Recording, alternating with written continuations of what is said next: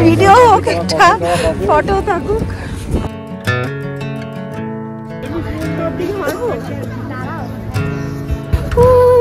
আর বেশি করে এখানে দাঁড়ানো যাবে না, সত্যি হাত পা জমে যাচ্ছে। হাই ফ্রেন্ডস, আমি ঐন্দ্রিলা আর আপনারা দেখছেন আমাদের কাশ্মীর ভ্রমণের সিরিজ। আজকে আমরা চলেছি গুলমার্গের পথে। আগের পর্বে আমরা দেখিয়েছি কিভাবে আমরা দাচিগ্রাম জাতীয় উদ্যানে ঘুরলাম। সেদিনই আমরা সেকেন্ড হাফে গেছিলাম গুলমার্গ। সকালবেলায় আমরা দাচিগ্রাম চলে গেছিলাম, তারপর বেরিয়ে আমরা রাস্তায় কিছু ফলমূল কিনে নিলাম, কারণ আলাদা করে দাঁড়িয়ে আবার খাওয়া দাওয়া করতে গেলে অনেকটা সময় নষ্ট হতো।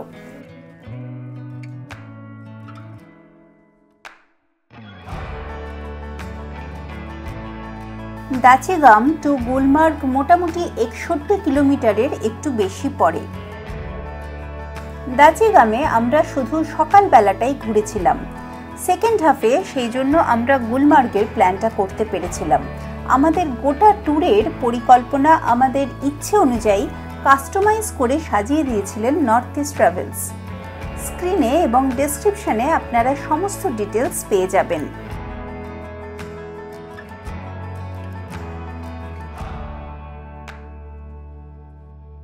রাস্তা তো কম নয়, 61 কিলোমিটার রাস্তা যেতে বেশ অনেকটাই সময় লাগবে।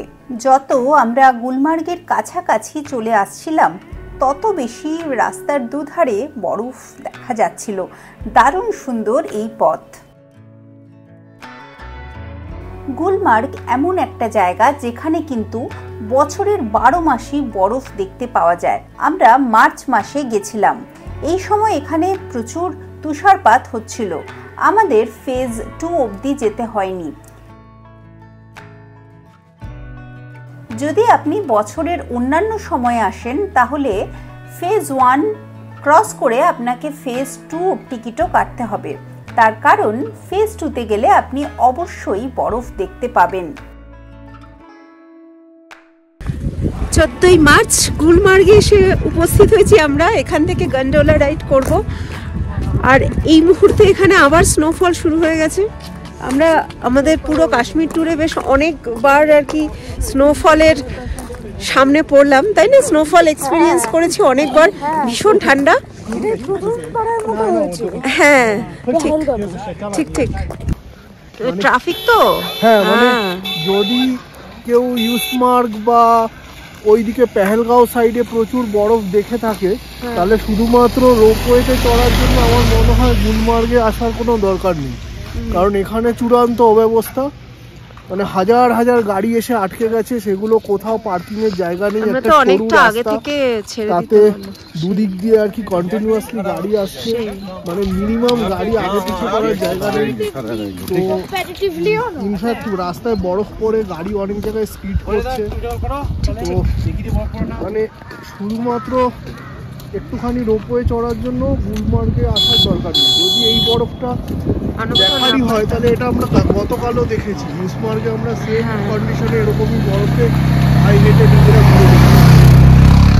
আমরা যেখানে নেমেছি সেখান থেকে আসলে আমরা অ্যাকচুয়ালি অনেকটা আগে নেমেছি জ্যামের জন্য, কিন্তু এমনিতে আমরা গাড়ি যেই অবধি আসে আর কি, তারপর থেকে আর 1.2 কিলোমিটার মতন হাঁটা। বেশ এনজয় করতে করতে হাঁটছি, যদিও এইটুকু পথ অন্য অনেকভাবে যাওয়া যায়। গাড়ি আছে, ঘোড়া আছে বোধহয়, গাড়ি নেই, ঘোড়া টোড়া আছে ইত্যাদি, এইসব করেও যাওয়া যায়। কিন্তু এখন স্নোফল শুরু হয়ে গেছে, দারুণ স্নোফল, ভীষণ ভালো লাগছে। স্নোফল আগেও আমরা অনেক জায়গায় পেয়েছি, পেহেলগাঁওতে পেয়েছি।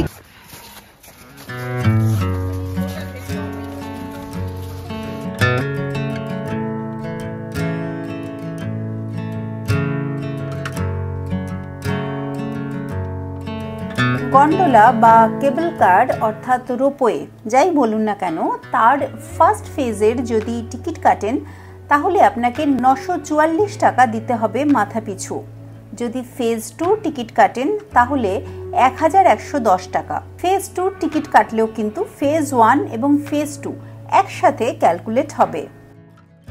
এটা মাথায় রাখবেন যে আপনি যখনই গন্ডোলা রাইডের জন্য যান না কেন আপনাকে কিন্তু অনেকটা সময় হাতে বাফার টাইম ধরে চলতে হবে, কারণ এখানে প্রচুর লাইন পড়ে। পিক সিজনে তো আরও বেশি লাইন পড়ে। এখানে এমন অনেক মানুষ ঘোরাঘুরি করছিলেন যারা অতিরিক্ত টাকার বিনিময়ে আপনার জন্য লাইনে দাঁড়িয়ে বা আপনাকে অন্য কোনোভাবে লাইনটা আপনার এগিয়ে দিতে পারবেন। এই জাতীয় সার্ভিস নেওয়া না নেওয়া সম্পূর্ণ আপনাদের ব্যাপার। আমরা যেহেতু শেষ বেলার দিকে গেছিলাম, লাইন অনেকটা থাকলেও খুব তাড়াতাড়ি ক্লিয়ার হয়ে যাচ্ছিল। গুলমার্গ আসার সেরা সময় হচ্ছে এপ্রিল মে এইসব সময়। মে মাসেও এখানে আবহাওয়া খুব মনোরম থাকে। জুন পর্যন্ত ইজিলি এখানে আসা যায়, তবে আমরা মার্চ মাসে গেছিলাম বলে প্রচণ্ড ঠান্ডা পেয়েছিলাম। মোটামুটি ঘন্টাখানেক মতন লাইনে দাঁড়িয়ে আমরা একদম ভেতর পর্যন্ত এলাম। এবার আবার লাইনে দাঁড়াবো।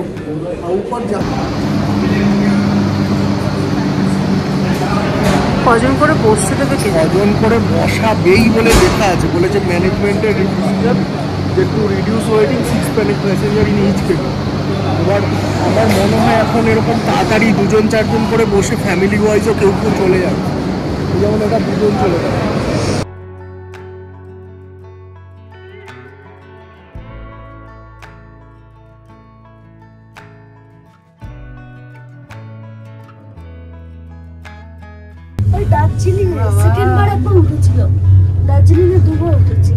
কেমন লাগছে? চারিদিক সাদা, দারুণ। কিন্তু এখন না, এখনো কিন্তু বরফ পড়ছে, এখনো স্নোফল হচ্ছে। হ্যাঁ, বাইরে স্নোফল হচ্ছে। দেখো কত গন্ডোলা যাচ্ছে, দেখেছো? এই জন্যই এত তাড়াতাড়ি আর কি লোকজন। আমাদের 1:30টার সময় টিকিট কাটা ছিল, আর এখন বাজে 3:10। আমরা কিন্তু মোটামুটি টাইমেই ঢুকেছি, 1:30টার আগেই ঢুকে গেছিলাম। কিন্তু প্রচন্ড আর কি সেই একটা লাইন ছিল, গাড়ির জ্যাম ছিল, তো যার ফলে আমাদের অনেকটা লেট হয়ে গেছে। তবে তাও ফাইনালি উঠতে পেরেছি। একটা কেবিনে আসলে 6 জন ওঠানোর কথা লেখা আছে, কিন্তু এখন যেহেতু অতটা প্রেশার নিয়ে শেষও হয়ে গেছে, ম্যাক্সিমাম লোকই উঠে গেছে, মানে খুব বেশি লাইন ছিল না আমরা যখন উঠছি। প্রেশার কম আর গন্ডোলাও আছে অনেক, তো সেই জন্য আমরা আর কি ফ্যামিলি ওয়াইজ একটা গন্ডোলা পেয়েছি। মানে আমাদের আগেও যারা ছিল তারাও দেখলাম 2-3 জন করে উঠে।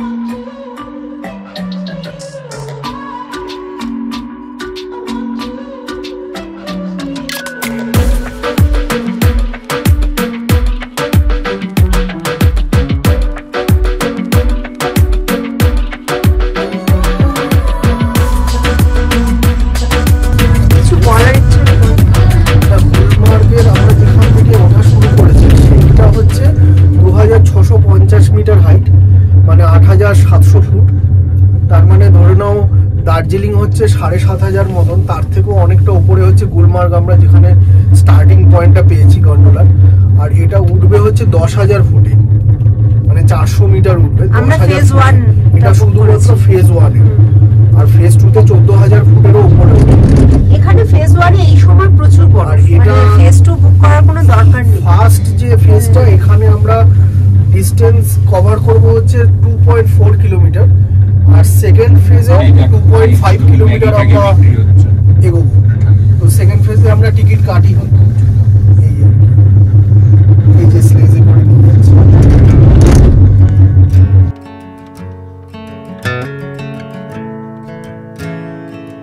কাটবে, তারা টিকিট কাটলে তারা এখান দিয়ে বেরিয়ে সেকেন্ড ফেজের জন্য আবার যাবে। আমরা বাইরে এখনো যাইনি, জাস্ট নেমে এখানেই দাঁড়িয়ে আছি। আর ভেতরে পর্যন্ত আর কি, মানে স্নো তো হচ্ছেই, তার সাথে হাওয়াও আছে ঠান্ডা, ভেতর পর্যন্ত আর কি স্নো চলে আসছে। এখানে নেমে 1 ঘন্টা সময় আছে, 1 ঘন্টার মধ্যে আবার ফেরত যেতে হবে। তো এই 1 ঘন্টা ইচ্ছে করলে ঘুরে বেড়ানো যায় এখানে।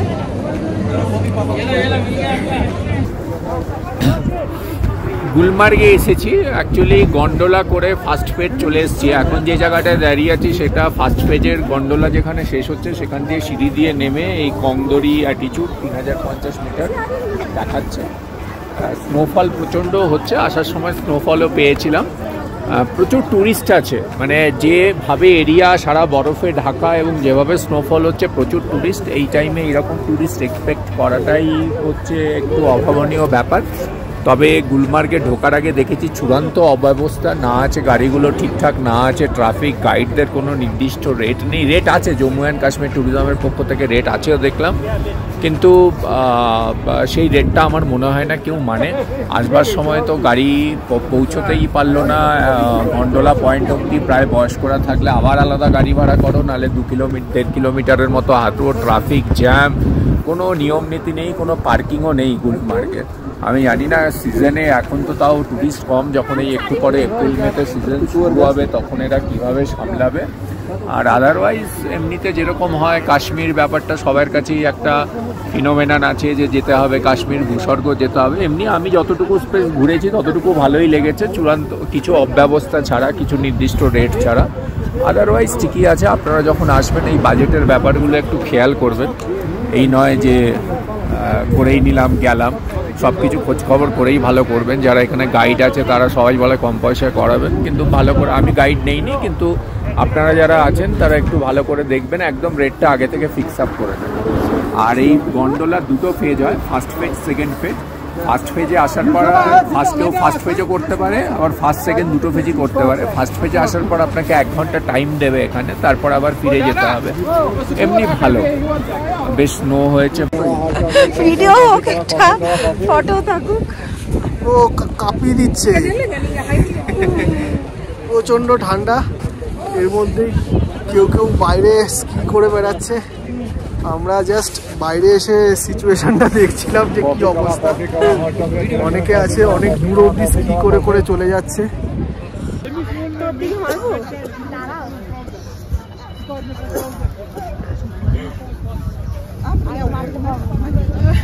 ও হাত ঢুকিয়ে বসে আছে, ভীষণ ঠান্ডা।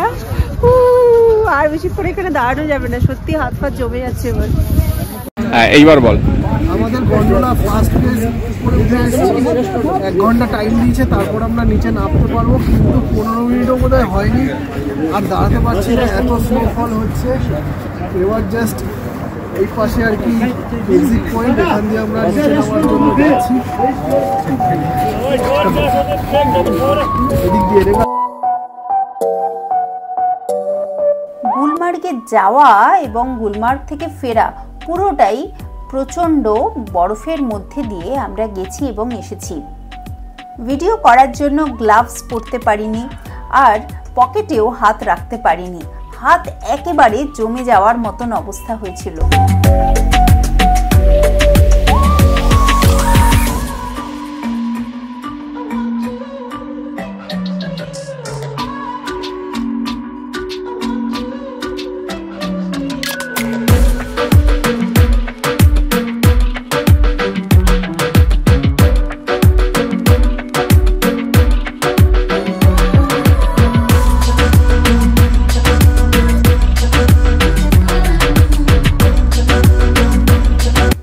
আবহাওয়া খারাপ হয়ে যাওয়ার দরুন আমাদের বড় গাড়ি আর ওপরে যেখানে আমাদের ছেড়েছিল সেই পর্যন্ত আসতে পারেনি।